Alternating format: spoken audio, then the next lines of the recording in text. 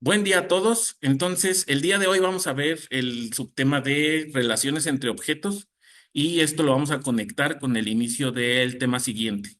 Entonces, hablemos un poco de esto. En la programación orientada a objetos, es muy importante cuando diseñas un programa, cuando diseñas una solución de software, entender bien la forma en la que se relacionan los objetos dentro de los programas, cómo interactúa un objeto con otro. ¿Cómo es que se lleva esa relación? Hay objetos que se relacionan más con unos que con otros. Entonces, esto es una parte fundamental. Y también la parte de la comunicación que se da a través de los métodos, como los getters y setters, como los métodos constructores, como los métodos que modifican cosas. Y en el diseño de una solución se define también toda esta parte de qué se va a relacionar con quién y qué se va a relacionar con cuál. Entonces, hay dos elementos en la programación que definen este tipo de relaciones. Uno es la composición de clases y otro es la herencia. Y tú en el diseño tienes que establecer cuándo se va a utilizar composición de clases y cuándo se va a utilizar herencia. Esos son los dos mecanismos para establecer la relación entre objetos, además de el uso de métodos, además de el uso de getters y setters y todos los otros elementos de tipo static que integras para complementar tu programa. Pero bueno, en términos generales, la composición y la herencia pues son diferentes y tú tienes que determinar cuándo te conviene uno y cuándo te conviene el otro. La parte de composición, a grandes rasgos, se refiere a la creación de objetos dentro de otros o a la relación de objetos dentro de otros. El tema de composición ya lo han visto antes en el manejo de estructuras. Si en algún momento incluyeron estructuras dentro de otras, pues a final de cuentas esa es la base para el concepto de composición de clases. Solamente que aquí pues lo vamos a hacer orientado a objetos.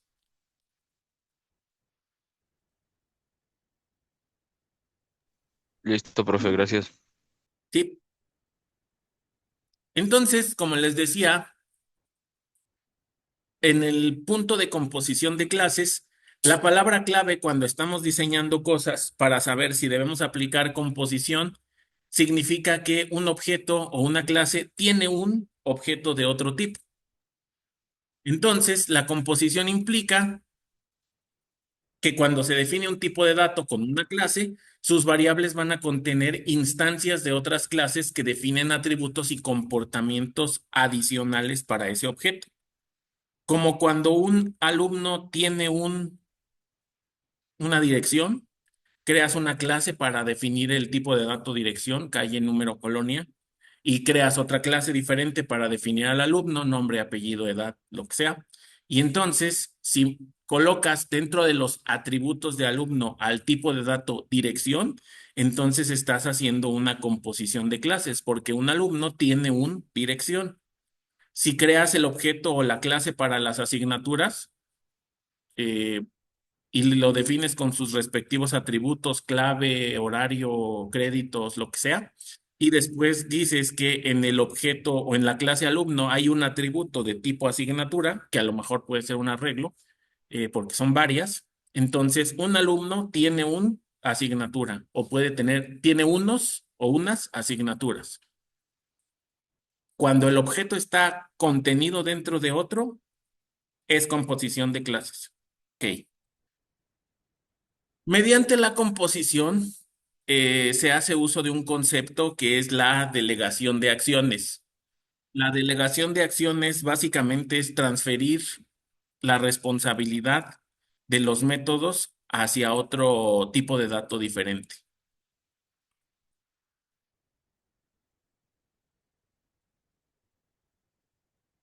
Ejemplos donde se puede ver el uso de la delegación de acciones puede ser piensen en todos estos elementos como clases, clase vehículo, clase motor, clase computadora, clase procesador. Es decir, no limitar a que el procesador sea un string y que lo colocas dentro del tipo de dato computadora, Piénsalo más extenso, que haces una clase que sea procesador y que a esa clase le pones sus respectivos atributos y métodos y después contienes o ingresas o metes la clase procesador dentro de computadora, equipo y jugador, banco y cliente. Entonces, al hacer clases dentro de otras, una clase motor dentro de vehículo, clase cliente dentro de banco, lo que haces es la delegación de acciones, porque entonces el banco ya no es responsable de lo que haga el cliente, el equipo ya no es responsable de lo que haga el jugador, la empresa no es responsable de lo que haga el empleado, en el sentido de que el empleado tendrá sus propios métodos, el jugador tendrá sus propios métodos, el procesador tendrá sus propios métodos. Pero en todos estos casos, aplica él, tiene un o tiene unos. En todos estos casos, motor no es algo que viva ahí solito por sí mismo, vive adentro de vehículo. A lo mejor el concepto de un cliente, pues lo puedes flexibilizar a que a veces sea un cliente de un banco, a veces sea un cliente de una tienda, a veces sea cliente de otra cosa. Pero entonces la definición de los tipos de datos se hace por separado y después en la definición del tipo de dato más general como banco, equipo, computadora, agregas al objeto o al atributo de tipo de otro objeto. Y bueno, de nuevo, esto es composición de clases, palabra clave tiene un, y esto implementa delegación de acciones. ¿Qué es la delegación de acciones? Pues transferir la responsabilidad a otro tipo de dato para que ese otro tipo de dato haga las cosas, sus atributos, sus métodos, a su propia forma. Luego, una relación de composición de clases implica que el tipo de dato original no requiere necesariamente del otro para existir. También implica que ese objeto u objetos internos pueden cambiar con el paso del tiempo. Por ejemplo, si el motor lo modificas, si ahora es de gasolina y ahora es eléctrico, o si el motor le cambias bujías o lo que sea, pues eso no afecta al tipo de dato que lo contiene, que es el automóvil. Si modificas atributos en el tipo de dato cliente, pues esas modificaciones no deberían afectar al tipo de dato banco. Es por eso que la composición de clases, pues, nos ayuda a separar la lógica de un objeto con la lógica de otro.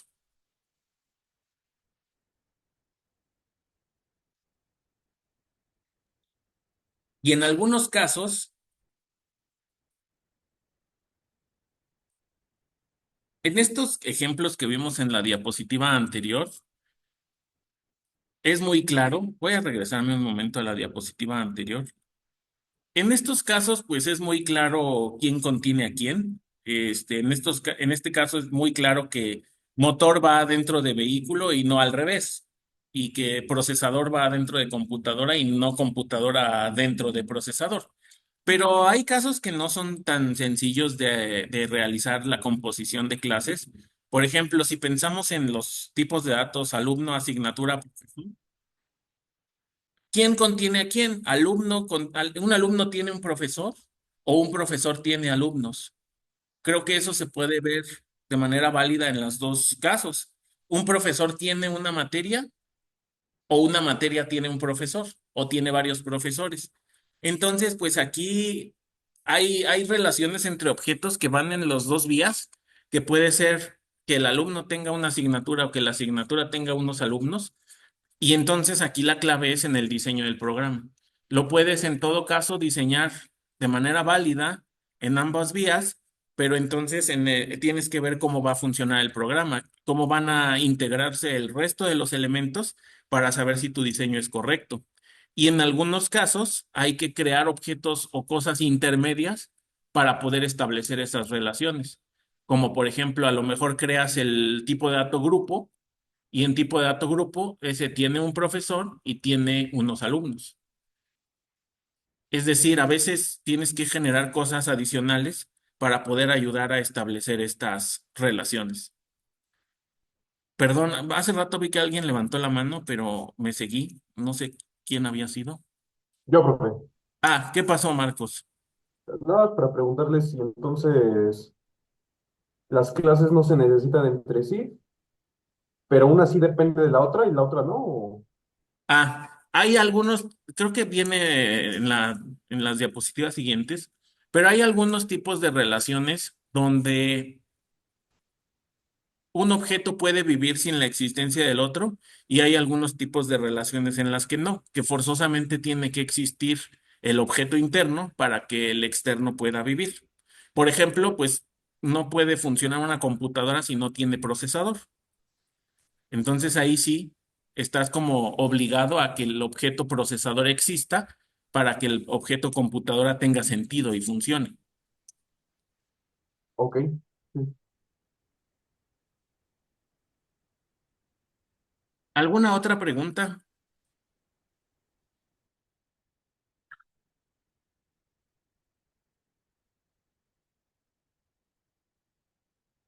Entonces, volviendo nada más para reiterar esto una vez más, ahí estamos en relaciones entre objetos y estamos en composición de clases. En composición de clases se hace uso de la delegación de acciones, se refiere a que un tipo de dato tiene un objeto de otro.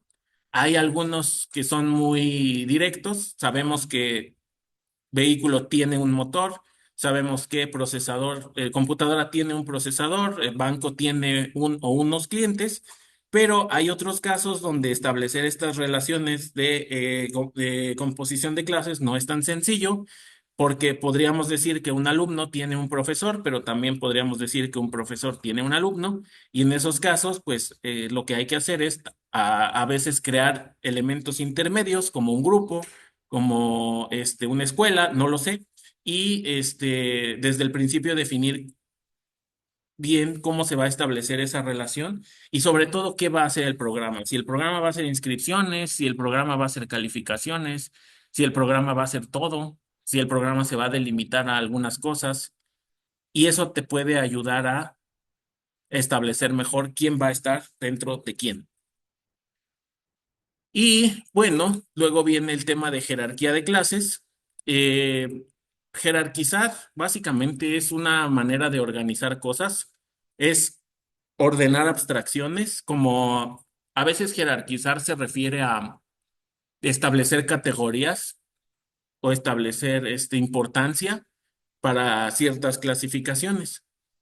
Entonces, en términos de programación y pues más específico orientado a objetos, cuando se establecen jerarquías en clasificaciones de elementos, se busca detectar estructuras y comportamientos comunes y con ello simplificar el desarrollo.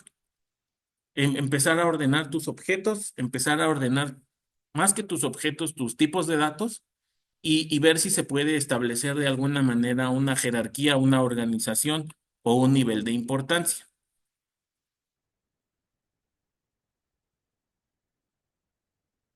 ¿Vale? Entonces, el diseño de programas a través de jerarquías puede realizarse a través de la generalización de cosas como abstracción o especialización de cosas, así como de lo general a lo particular o de lo particular a lo general. Y eso, pues por si no lo recuerdan, se refiere a las metodologías de diseño o a las técnicas de diseño top-down, que es de lo particular, de lo general a lo particular.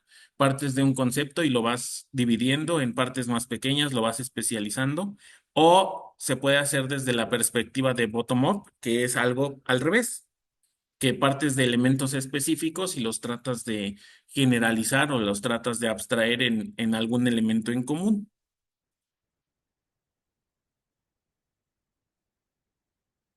Y aquí podríamos volver a retomar el ejemplo de profesor, alumno, asignaturas. Pues, ¿cómo haces el top-down? ¿Desde dónde partes? ¿Quién o qué estableces como lo más general? Lo más general es el profesor, lo más general es el alumno, es la escuela. Escuela tiene grupos, escuela tiene materias, materias tiene profesores. ¿O cómo lo haces bottom-up? Empiezas de los grupos de alumnos y luego esos grupos de qué son y luego esos grupos de lo que son, a dónde pertenecen es decir, hay ocasiones en que es más apropiado un diseño top-down y hay ocasiones en que es más apropiado un diseño bottom-up. Entonces, vamos a suponer que partes de estos conceptos. Tienes reptil, mamífero, anfibio. Ok, vas a ingresar estos elementos en tu programa. ¿Y cómo los puedes agrupar? ¿Cómo los puedes generalizar? Insisto, generalizar se refiere a abstraer. ¿Cómo abstraes estos elementos? Pues, bueno, los tres son animales, son tipos de animales. Entonces, haces una generalización y estableces que los tres son tipos de animales. ¿Y cómo se hace una especialización? Pues algo todavía más detallado a lo que ya tienes. Y entonces eso te permite diferenciar ya sea a través de las características o de los comportamientos. Entonces un reptil se especializa a serpiente, cocodrilo, yo qué sé. Mamífero, pues caballo, humano, elefante. Anfibio, rana, renacuajo. No sé qué otros anfibios hay. Entonces, si ustedes se fijan, en este ejemplo partimos de en medio y pudimos hacer tanto generalización o especialización, pero podrías partir desde el concepto de animal y empezar a especializarlo. ¿Qué tanto lo voy a especializar? Pues depende de lo que requiera el programa. O podrías partir de los objetos concretos, serpiente, caballo, rana, los que sean, y a partir de ahí establecer generalizaciones. Observen que al final del día, pues los objetos o las clases están ahí, pero ¿cómo llegaste ahí? Con una generalización o con una especialización. Y tal vez el programa, de acuerdo a tus necesidades, te diga, pues ya no lo generalices, mejor especialízalo más, detalla más qué funciones o qué métodos van a tener los diferentes animales. Y habrá otro programa en el que sea al revés, no necesito algo tan específico, más bien necesito algo general. Sé que es un poco ambiguo esto, pero pues es que sí depende mucho del programa que estés haciendo.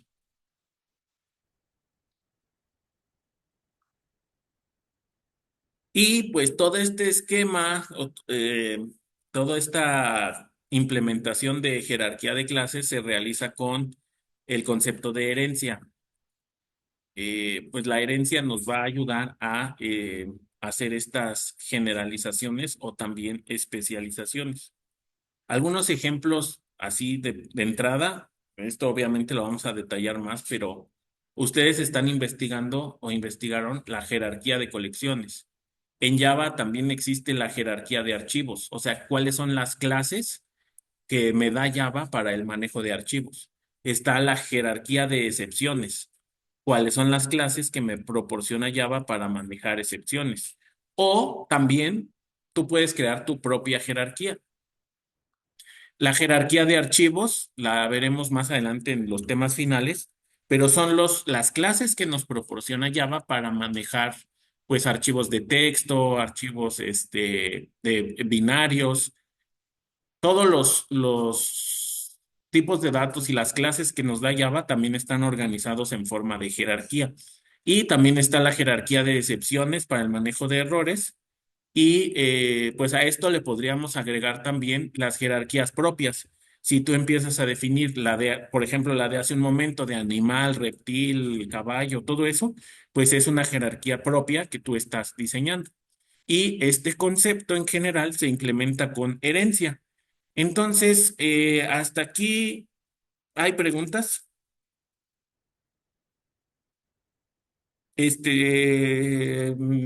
Ajá, preguntas.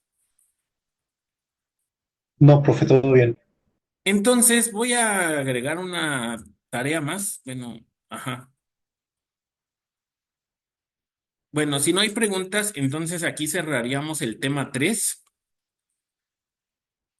que es toda la parte introductoria a objetos.